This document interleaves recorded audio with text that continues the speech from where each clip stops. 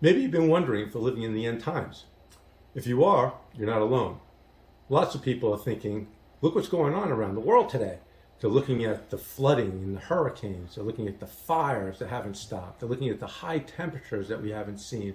And in some places, low temperatures that are unusual. They're looking at the war that's going on around the world. And is this the end time? Well, what we're going to do is we're going to take a look at the book of Revelation. And we're going to start a study on that. And I'm not sure how many weeks it'll go, but we're going to take a look at the book of Revelation to see what the book of Revelation has to say about these times, about the end times. So let me start out by saying I do believe that we're living in towards those end times. And as we go through the study, you'll see why I believe that. But it's not going to be for the normal reasons. It's not going to be for the reasons that, there's wars and rumors of wars. There's something else going on, and I'll share that as we move forward in the lessons. But for today, what I want to do is I want to take a look at the book of Revelation. So if you have a Bible, and if you have it with you, go ahead and open up to Revelation chapter 1. And while you're turning there, let me explain that in the book of Revelation, there are actually 4 different ways that people look at prophecy and look at the book of Revelation in particular.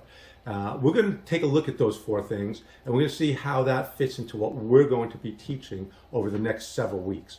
So the first way that people look at it is they look at it symbolically. So in other words, everything in the Bible, in the book of Revelation, is symbolic. And when you think about the book of Revelation, there is a lot of symbolism in there. But is everything symbolic?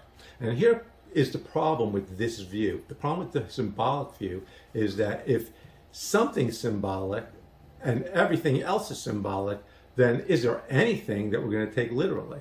And where do you draw that line? And what you'll end up with is a lot of really unsure boundaries that you're going to set in regards to whether something is a symbol or whether something is to be taken literally. And because those boundaries are so uncertain, one person or one group can say, no, this one should be taken literally, while the next group says, no, it should be symbolic. So it becomes a guessing game. But that said, because of the amount of symbolism in Revelation, many people do think that that's the best way to look at the book.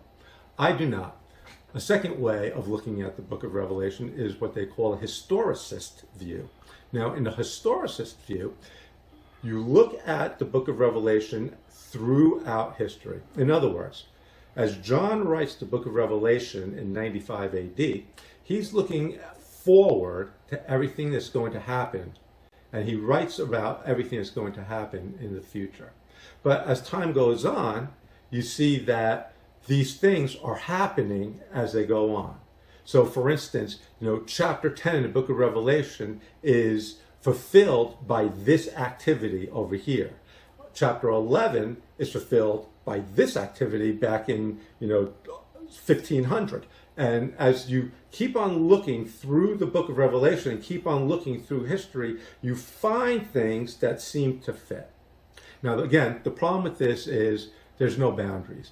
One group might say, well, chapter 10 looks like when Luther did his thing, while somebody else will say, no, it actually looks like when Billy Graham did his thing, right? And so it's really hard to know what is the fulfillment of that. I don't like that view either. The biggest reason I don't like that view is because now you're starting to try to figure out what fulfilled prophecy. And if you look at the Old Testament, look at the prophecy that existed in the Old Testament that has been fulfilled either in the New Testament or in the Old Testament, you'll notice that you can't miss the fulfillment. It's so obvious what that prophecy was saying and how it was fulfilled.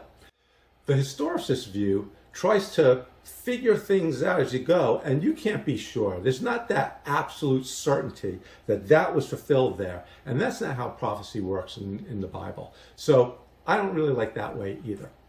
A third way that people look at it is they look at it as everything has happened in the past. Now, those people are called preterists. It comes from the Latin word preter. And so these people believe that everything in the book of Revelation has actually already happened. In fact, they don't believe that John wrote the book of Revelation in 95. They believe that it had to be written before 70 AD.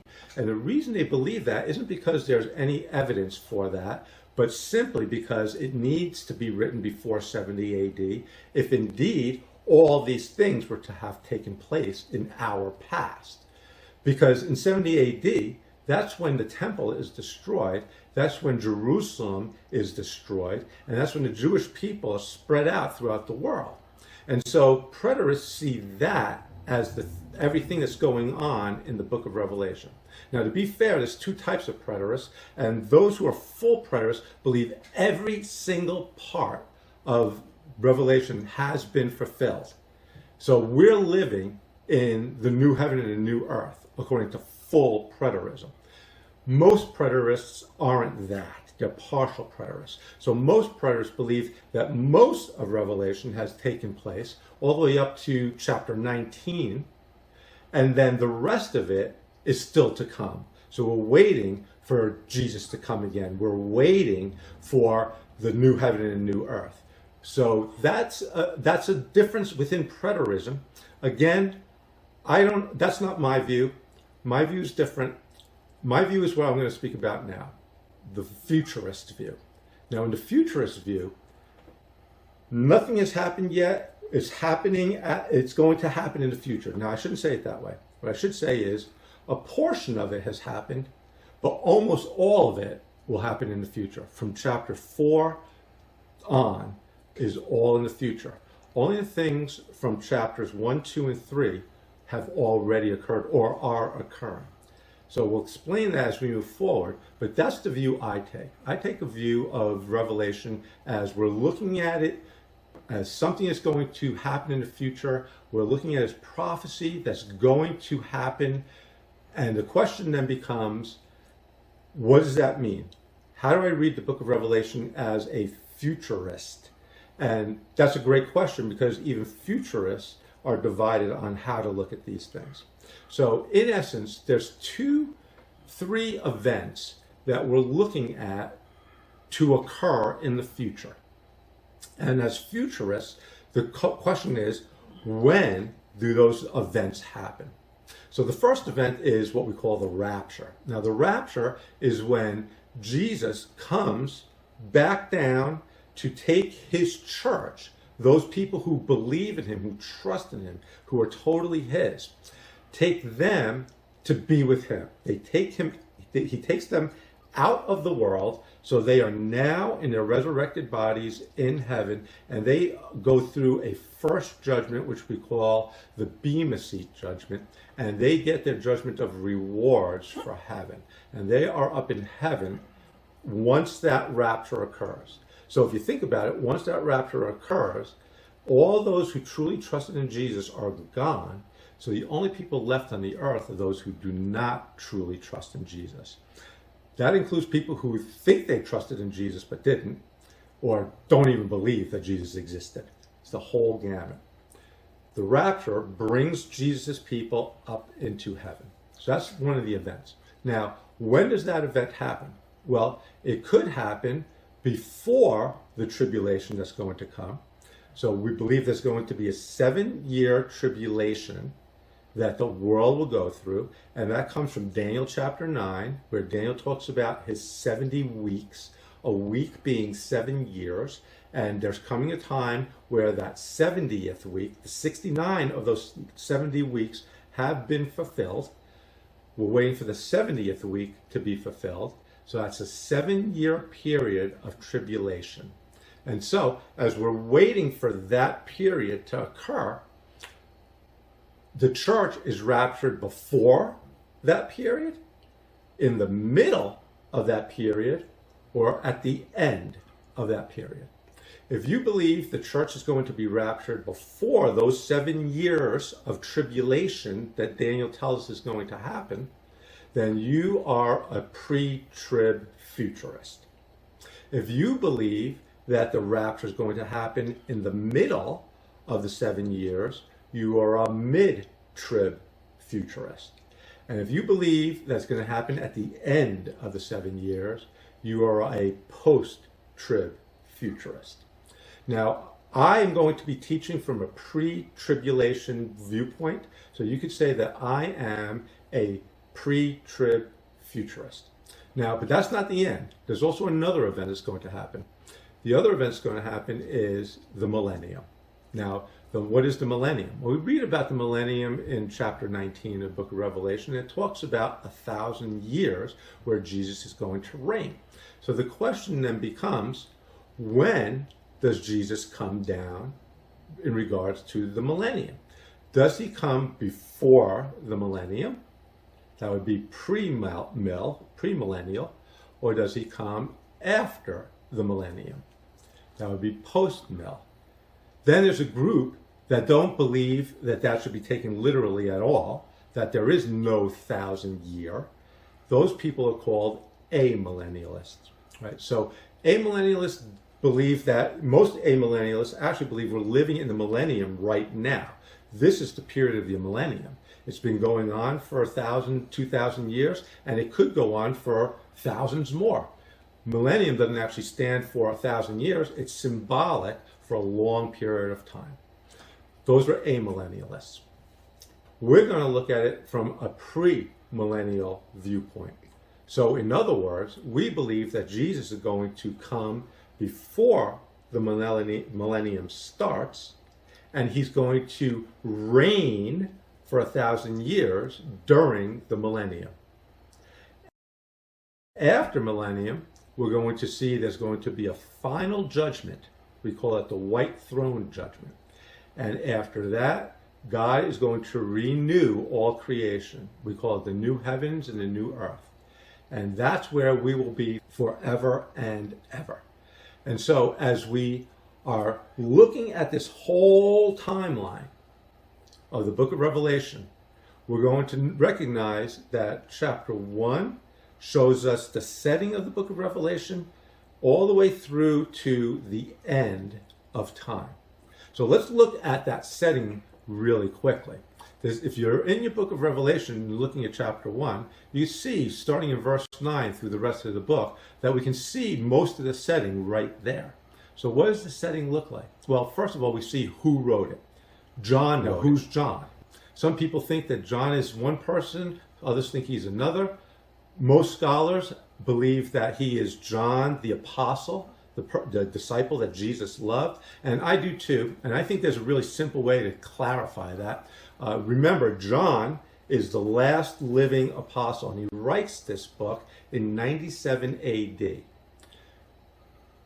When he writes that, he's an older man, and one of his disciples that he has is named Polycarp. Now, Polycarp is a disciple of John, but he also has his own disciples. And one of Polycarp's disciples is Irenaeus. Irenaeus is a disciple of Polycarp, who's a disciple of John. If anybody knows whether John wrote the book of Revelation, it's Polycarp, and hence afterwards Irenaeus. Because Irenaeus will tell us that it is John who wrote this. So Irenaeus, in his writing against heresies, will say that John, the apostle, the disciple that Jesus loved, wrote this. And when is it written? It's written during the time of Domitian. So that's the second thing we see in the setting. So Domitian was an emperor, and we know when his empire was, when he was emperor. He was emperor much later than 70 AD. So that's a reason why we can know that this was not written prior to 70 AD, and why we can understand that indeed a preterist view of this book isn't proper. So since we can recognize that he wrote it during the reign of Domitian, we can understand that he wrote it probably in the mid-90s. Most people believe 95 AD. Now, who's he writing this to? Well, he's writing it to what it says, the 7 churches. And those 7 churches are listed right there for you to see. And as you look at those 7 churches, we understand that those 7 churches aren't just those 7 churches, but they definitely stand for all churches. So John is writing this for all churches, though indeed this is written specifically to these 7 churches. So now we know the who wrote it and who the audience was. We know the when. It was in 95 AD. Where? Where is John when he writes this? Well, he's on the island of Patmos. See, John's being held as a prisoner because he's been preaching the gospel of Jesus Christ. And Domitian doesn't like this, so it has John in prison. Patmos is an island prison, pretty much like Alcatraz near San Francisco. It's a prison way out that nobody can get off of. You're going to have to swim a long way if you want to get to the mainland. It's a great place to have a prison, and so that's where John is. So we see the who's, we see the when, we see the where. So now, what is this? Well, John tells us. It's something that he gets from Jesus. It's something that he gets, and he's going to follow Jesus around. He's going to follow angels around. And as he's following them around, verse 19 tells us very specifically what he's doing. He's commanded to write about what has happened in the past. He's commanded to write about what's happening in the present. And he's commanded to write about what's going to happen in the future.